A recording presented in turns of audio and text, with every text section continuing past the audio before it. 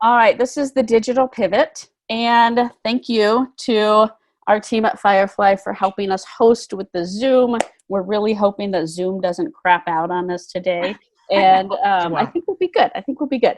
But we're here to talk about how to pivot right now. There's a lot going on in our heads, and I really wanted to take this opportunity to grab some of the people who I know who are the smartest folks in our industry to talk about just what to do. Right? What do you do in this moment in time? It's weird.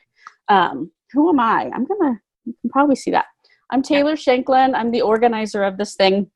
I got an idea on a weekend about a month ago, and then I told a few people about this idea to do this, and they were like, yeah, let's do this. So my name is Taylor Shanklin. I am originally from Texas. I live in North Carolina now, and I say howdy y'all a lot. Like I actually say that. I have a big motto on Launched is Better Than Perfect, and I wanted to share that because I think it's really important when we look at the time that we're living in right now and thinking about, God, if I'm feeling frozen, what do I do? I should figure out how to do something, and that's what I'm hoping these conversations and these fireside chats that we're having today will help you all just get some ideas on like what to do and how to think and take that motto, Launched is Better Than Perfect. I am the VP of Growth at Firefly Partners. This is my first week, so it's a big week. I'm happy to be working with Jen and the team there now. It's a big week. I'm the organizer of this club, and I've been around the nonprofit technology space for a long time now. This is how you can reach me. I'll share it at the end, but I'm looking forward to some fun. Couple of quick housekeeping items and ground rules I'll go through. And I just want to say, like right now we are in that moment in time where we're slicing the orange and we're figuring out what's inside. And when I say that, I mean, we're kind of like figuring out what we're made of as people, as leaders, as, those who can pivot, as nonprofit organizations. We're really figuring out like, what are we made of right now? When we get into challenge, that's when we are like able to sort of decide if we're going to step up and figure out what we're made of and make those pivots and adapt, or if we're going to go sit in the corner, right? And so I'm hoping that you guys will get some ideas from this next 2 days on how to figure out what you're made of and what you can do to move the ball forward. All right, this is my quick favorite quote that I just found on the internet by some unknown person, and I really liked it. Because I think the point is right now to add more days to your life and not life to your days. And oh my gosh, I totally fubbed this quote. It's supposed to be add more life to your days, not days to your life. All right, moving on. Because I somehow understood that. You somehow understood that. Yes. This is the orange. This is why the orange. We're peeling the orange back. You might be having like, oh, what do I do? What do I say? What tech do I use? A WTF sort of moment. Yeah. And that's why we've got this huge lineup today to talk about all of these things. We're going to get into it. We're going to keep this very conversational. When I put this together, I didn't want to just throw slide after slide after slide at you. I was hoping to bring the real talk, the fireside chat. We are going to be putting some breaks into this. I do want to let everybody know that we are recording the entire day, today and tomorrow, and then we're going to slice everything up and put it all on demand online. So you will be able to go back and watch things again, watch things that you missed, all of that good stuff. And so I'll be the time tracker. I'm going to have my phone here, like watching the time all day long and help to run us through the program. Please do put your questions into the questions box. Pop in and out of sessions as you like. Be curious, ask questions, put them into the questions box. Have fun with the Zoom backgrounds. We'll figure that out. We'll get you rolling with that. Somebody already figured it out. Someone figured it out. Perfect. Awesome. I'm going to change mine again. Okay, great. There we go. Simpsons. And you should all be muted if you're not a speaker, but just in case something happens with Zoom, I've had this happen before, please do keep your line muted to help us eliminate background noise. All right, enough of me. Let's talk about the emcees today. Julia Campbell, thank you for joining us today. Jen Frazier and Jay Frost, some of my favorite people in fundraising. I'm excited to have you here. I'm going to stop sharing so I can look at you and let's start having a conversation. Sound good? Yes. Yeah. All right. There's a lot happening right now, and I know the four of us have. Oh, you got The Simpsons. That's The Simpsons, right? Yes. Nice.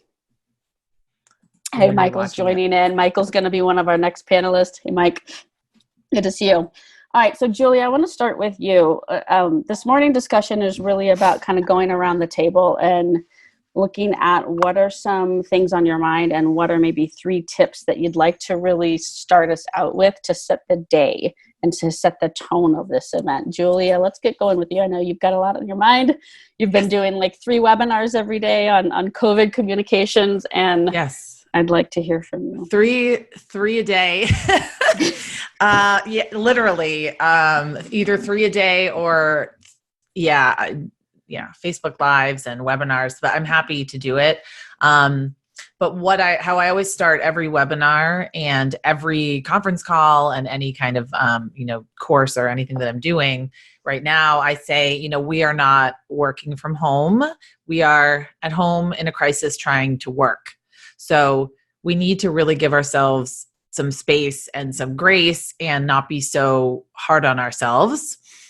And if you have, of course, children at home, not to say that it's not challenging without children at home, but it's just an added layer of complexity on top of working full time and doing school. So I just want us to all try to really be easy on ourselves. And then in addition to that, when we're talking to our coworkers, like all coworkers or our donors or our supporters or anyone that we're interacting with, to just lead from a place of compassion.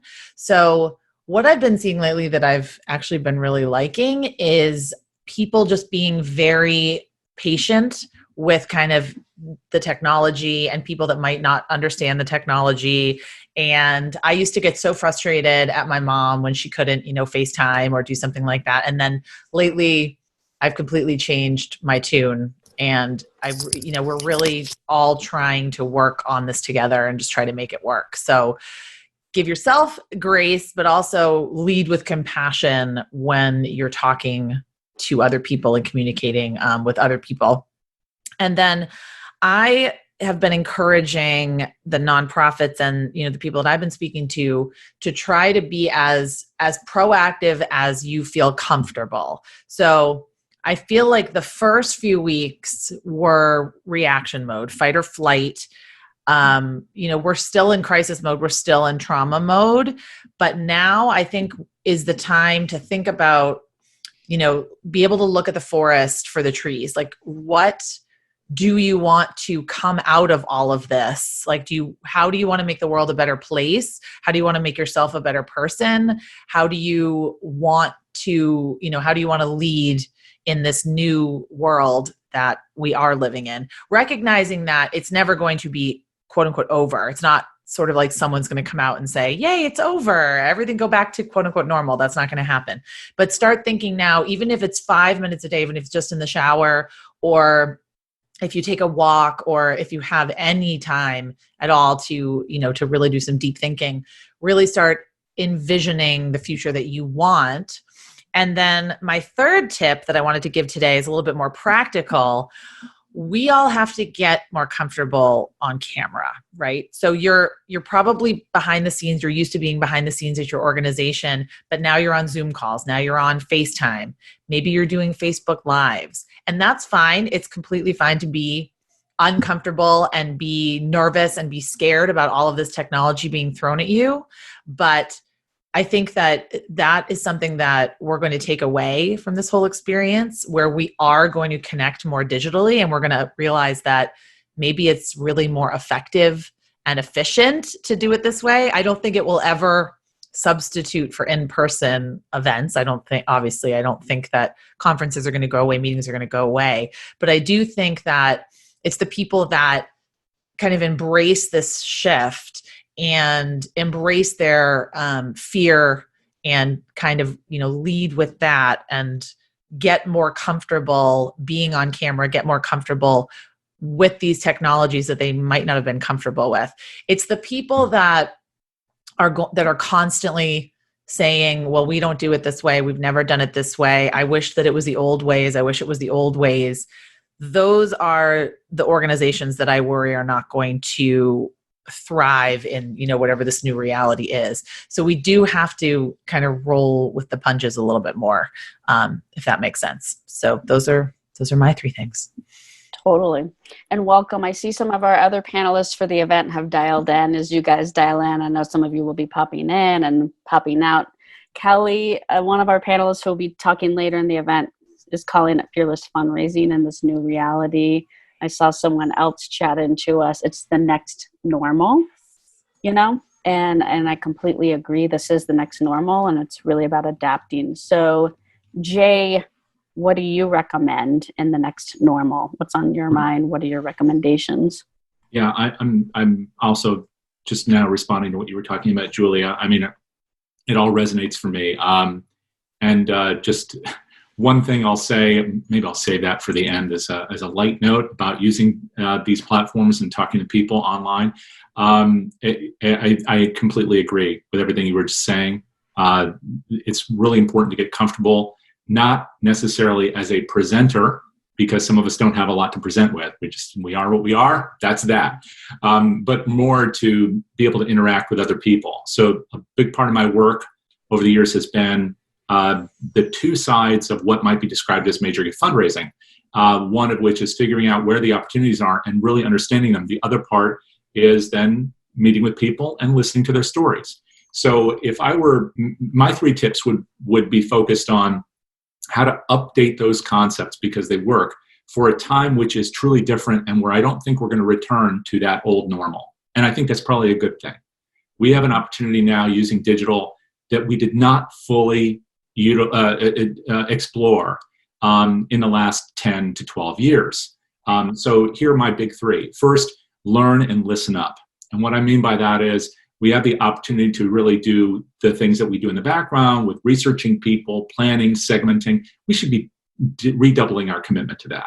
Not just because it makes us more efficient, but because it makes us more sensitive. And what I mean by listen up is that, like in this conversation, hopefully what we're really doing is taking clues from one another in the same way we would if we were sitting in a room together. What is it you're trying to say? What's between the words? What is important to that other person? Listen and show we are listening, because that's where we really show our authenticity. I know that there's been a good focus, as there should be, on storytelling, and Julia's talked a lot about this. We all have, and I believe in that. I think the precursor to it is story listening, which I know doesn't sound it's nice, it's clumsy, but the concept is the same. Listen to what the other people have to say, make it about them. That brings me to the concept number two, again, a classic that should be updated for the digital age. First part's the Boy principle. The second is the platinum rule. The Boy principle is something that Jerry Panis used to talk a lot about into his 90s. And it basically means because of you. If we can show every time we're talking with someone who cares about the work we do, that it's really because of them that it's possible. It's not about my needs, it's about their needs. It's not about my interests, it's about their interests. That will really help to show that we really care about them. And they're more likely to engage with us. How do we really demonstrate that, though? Is not just by exercising the good old golden rule of do unto others as you would have them do unto you. It's to use our listening and our research to do unto others as they would have done unto them. So really make it about them, once again, and demonstrate that in our actions, our communications. And then finally, this one's definitely an old standard that I don't think was ever fully used. It's like the B side of a really good song, if anybody knows what that means anymore. And that's not just to think globally and act locally, but rather think globally and act globally. And what I mean by that is we have, as a result of all of our social media work over the past decade plus, the ability to listen to other people around the world who care about the same things we do. And in the age of COVID, which is moving around the world, so the disease doesn't just stay stationary, there are people right now in China who may have an interest in what we're doing right here locally, wherever you are. And I would say, let's really, truly open the doors to a conversation with the world. Let's listen to what they're saying, whether it's on Twitter or whatever it is, whatever channel, whatever platform that they're talking, not so much to just ask them for stuff, but figure out what interests them and then weave them into our work. And then finally, invite them to participate as volunteers, as communicators, as ambassadors, and as donors. Don't just make it all about us. Make it about the whole world of people who care about the same things we do. And then my final little light note is, my son always tells me, don't clap. So what I would really say about that is, when you're on video, don't do what I do, which is constantly clap because it's annoying. But the more important subtext there is, listen to people who are younger, because whatever we're doing right now, it's just a start. What's really happening in the next few years is going to be where it's at. We're going to talk about Facebook and other stuff today, and it's all important, but Facebook won't be the big thing in 2 years. So if you have somebody who's 17, 13, 15, 19 in your house, open your ears to them. They know what's happening. They're going to show us the way, and they're the bigger market anyway. Yeah, completely. I've got a 9-year-old and a 7-year-old, and I'm listening to them. Even like just the stuff my son, who's 9, will tell me about is insightful sometimes. I'm like, what's that? And then he explains it to me. Okay, I guess I better go look that up. So I like the boy model. I think that's so true. It's something that is so important. Like, really think about how you're bringing value to your constituency right now, and that's something that can feel a little bit difficult in this moment, right? Because we're fearful about coming off as tone deaf or whatever it is. So, all right. So Jen, let's wrap it up. I'm curious to get your insights as well. Thank you, Jay. By the way, I love your background. It looks so peaceful and nice and outdoorsy. And I'm like, I'm going to be outside at a park. That's why I'm going to go look for something that isn't out in outer space, but just maybe outside somewhere. I'd like to find one that's in a... Well, we're venturing into a whole new frontier right now, so it's appropriate. Right. I am. I'll find the bridge of the Enterprise. I'll throw that up a little bit later. But yes, thanks for putting this together, Taylor, and thanks everyone for dialing in today. I think this is going to be a good conversation throughout the day. I see somebody asked a question about it. It's just a conversation, and we had some slides to start for those of you who have just joined, and then we're going to have a conversation now, and then we're going to kind of move into our discussions with our panelists here in just a few minutes. But thanks for the question. So my 3 tips are in this space, in our next normal. I think it's more important than ever to be nimble and adaptive. Obviously, things are coming at you at lightning speed right now. There's a million opportunities, ideas, thoughts coming at you. And it's hard to be in that, like, I want to go back to the way it used to be. I want things to be back to my normal routines and this and that. I hate to break it to everybody, but that's pretty much not going to happen. And like another person put in the Q&A, an idea that I agree with. We've had a lot of virtual happy hours, a lot of ways to get involved and communicate with friends that probably you haven't been in touch with for years, like me. And you're like, why don't we talk on video more often? Like, you live on the other side of the planet. We should, why haven't we been talking like this? So find ways to also take some of this new technology and incorporate it across your life, not just your professional life, but your personal life, and really thrive in this space. Like, oh, why am I not taking more advantage of this and these tools? And I think we're going to start to see just like lots of new technologies, like Jay just said, like Facebook is sort of going to be like, and it already is. I mean, for lots of kids that like Facebook, what up? We're going to find ourselves moving into all sorts of new and interesting platforms and being adaptive to virtual reality. Like, oh my gosh, what is this all about? Live streaming in this place. Like, wow, this is something that I never thought I would do in my organization or in my personal life.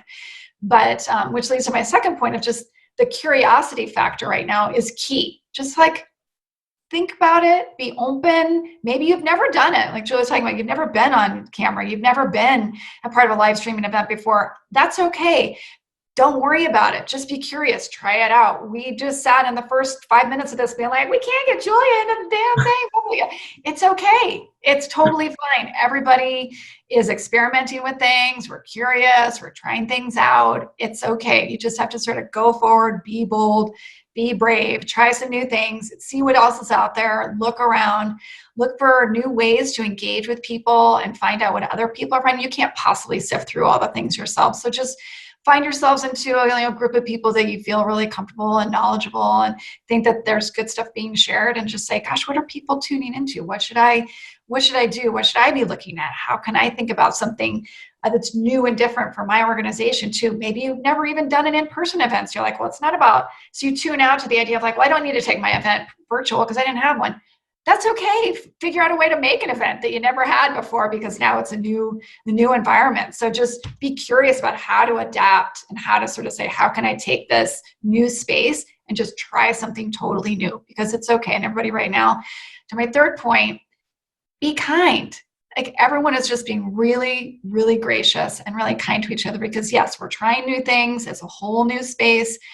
Everybody's in a very, very, very challenging space, mentally, emotionally, everything right now. So in the space of curiosity and trying to have fun, it's so important right now to be kind to each other, lead with grace, and be kind to yourself. Like one of the most important things you can do is to avoid burnout, avoid like over anxiety and like freaking out about everything. Like if you find yourself doing that, take a break, walk, get outside if you can, put a mask on, be by yourself, do social distancing, but go outside and breathe because everybody is just cooped up.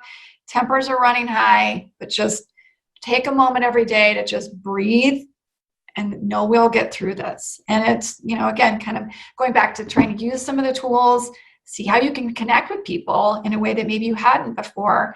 But more importantly, just, really be kind because this is a very challenging space for a lot of folks. And it's going to be tricky for quite a while. The next normal is how we're all going to survive and thrive as we go forward. So we're going to be talking about a bunch of those different types of techniques and tools and ideas today, and I'm excited to get going.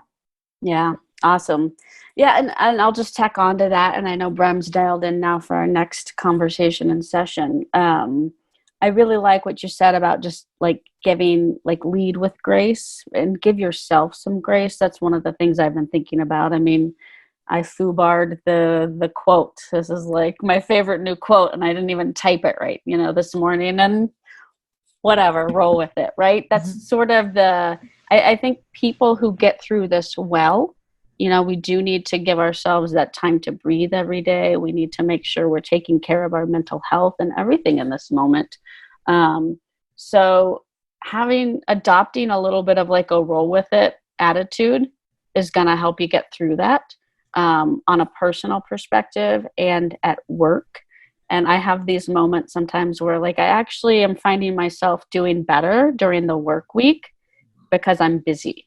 I'm busy with my work and I can get heads down. And then on the weekends, that's when I have my meltdowns. And my husband, on the weekends, you're like, yeah, that's when I'm like, I don't know, I can't go anywhere and I'm freaking out. And, something that my husband keeps like bringing me back to center on is, if you just get yourself around the fact that like things aren't going back to normal anytime soon and we can just prepare for that, you'll feel better. And the last couple of days, as I've really started to say, even just things as not to sound grim, guys, but like I might get this virus and I might die, like really facing that reality and being okay with that and being like, I might die, but I was going to die at some point anyways, and like starting to live in that mindset has really helped me to, I don't know, hunker down and actually get more productive and just live happier on a daily basis right now. So that's my advice. It has nothing to do with fundraising and everything to do with just taking a step back and realizing that you do have to give yourself some grace and get used to the reality and be okay with it, as best as you can. I think that's an important thing.